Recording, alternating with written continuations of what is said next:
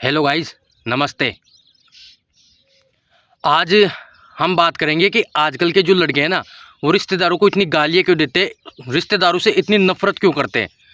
खासकर ये जेन जी, मतलब मैं देखता हूँ इतनी नफ़रत करते हैं रिश्तेदारों से, इतनी नफ़रत करते हैं हद से ज़्यादा। और आजकल तो गाने और आ गए, पता नहीं कैसे कैसे रिश्तेदारों को गालियाँ दे रहे हैं उस गानों में। मैं भी चंगा मेरा प्यो भी चंगा मेरा रिश्तेदार, समझ रहे हो। तो मतलब इतनी नफ़रत।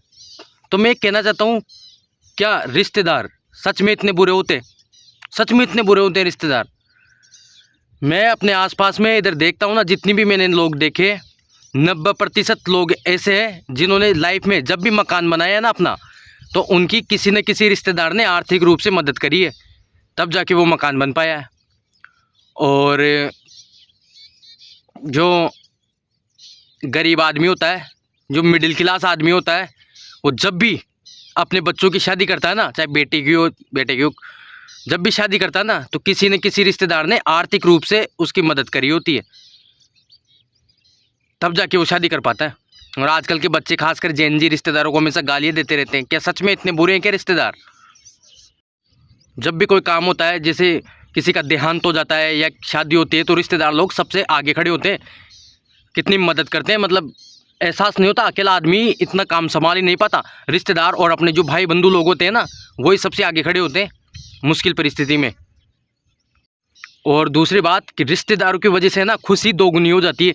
जैसे कोई लड़का है, वो आईएएस का एग्ज़ाम पास कर लेता है, अब उसके कोई भी रिश्तेदार नहीं है, मतलब कोई भी नहीं है, अकेला है, तो उसको इतनी खुशी महसूस नहीं होगी। आईपीएस बन गया भाई, हाँ चलो, इतनी खुशी महसूस नहीं होगी। तो रिश्तेदार है, स्टेटस लगाएगा और सबको दिखाएगा, मतलब खुशी 100 गुना हो जाती है, 100 गुना खुशी हो जाती है जब रिश्तेदार लोग देखते हैं ना कि अरे यार फलाना का बेटा आईपीएस बन गया, आईपीएस बन गया। तो कितनी खुशी होती है उस बंदे को, क्योंकि रिश्तेदारों की वजह से। यार देखो, रिश्तेदारों के बीच में मैंने अपना नाम रोशन कर दिया, तो क्या है कि थोड़ा कंपटीशन भी फील होता है ना, कि यार देखो उनका बच्चा है, वो इतना आगे चला गया, तो अपन भी थोड़ा मेहनत करते हैं। तो इस वजह से क्या है कि जिन लाइफ में मेहनत करना भी सीखता है इंसान, और थोड़ा कंपटीशन रहना भी ज़रूरी है ज़िंदगी में। और रिश्तेदारों की वजह से ही खुशी है ना दोगुनी हो जाती है। एक वीडियो देख रहा था मैं, जिसमें एक कपल था, उन्होंने ना अकेले जाके शादी कर ली, मतलब 2-3 लोगों को लेके, और किसी शादी कर ली, किसी को नहीं बुलाया, किसी भी रिश्तेदार को इन्वाइट नहीं किया। मैं भी मानता हूँ कि शादी में ना खर्चा कम करना चाहिए, फिजूल खर्ची नहीं करनी चाहिए। 10-10 पकवान बना रहे हैं, ऐसा नहीं करना चाहिए। बहुत अपने इंडिया में ना शादियाँ बहुत महंगी हो गई है, तो मैं चाहता हूँ कि बहुत कम करना चाहिए, खर्चा कम करना चाहिए शादियों में। लेकिन ऐसा भी नहीं करना चाहिए कि किसी भी रिश्तेदार को बुलाइए नहीं, अकेले में जाके शादी कर लिए यार, तो ये भी गलत मानता हूँ मैं। चाहे वो कपल है ना, छोटा प्रोग्राम कर लेते, बिल्कुल छोटा प्रोग्राम कर लेते, लेकिन रिश्तेदारों को तो बुलाना चाहिए था ना। मैंने खुद ने, मतलब मेरे पापा ने जब भी मकान बनाया था ना हमने, तब हमारे एक रिश्तेदार ने हमारी मदद करी थी आर्थिक रूप से। और जब शादी की ना मैंने, मेरे छोटे भाई ने शादी करी, तब भी है ना हमने किसी न किसी रिश्तेदार से आर्थिक रूप से मदद ली थी। तो यार रिश्तेदार है ना, इतने भी बुरी नहीं होते।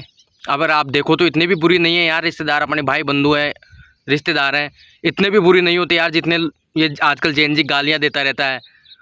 ये गलत बात है यार, इतनी भी बुरी नहीं है। जो हमारे रिलेटिव्स हैं ना, वो मुश्किल समय में तो मदद करते ही करते हैं, और इसके साथ ही हमें उनसे ना भावनात्मक सहारा मिलता है, भावनात्मक सहारा।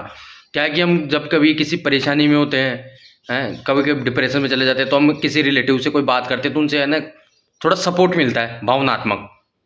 और मुश्किल फैसले लेने में मदद मिलती है। कई बार हमें ना कई बार डिसीजन लेने पड़ते हैं, तो हम खुद नहीं ले पाते, तो हमारे जो रिलेटिव होते हैं, हम उनसे सलाह मशवरा करते हैं, तो वो हमारी मदद करते हैं मुश्किल फैसला लेने में। और एक बात का ध्यान रखो, मुश्किल समय में ना हमेशा नेटवर्क काम आता है, नेटवर्क।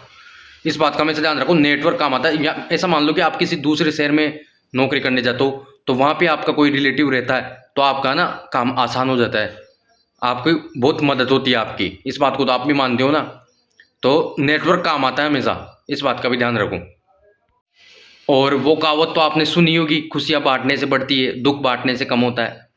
तो खुशियाँ बढ़ती है, अगर हमारे रिलेटिव है बहुत सारे, तो खुशियाँ होती है, तो उनके साथ सेलिब्रेट करते हैं, तो खुशियाँ बढ़ती है।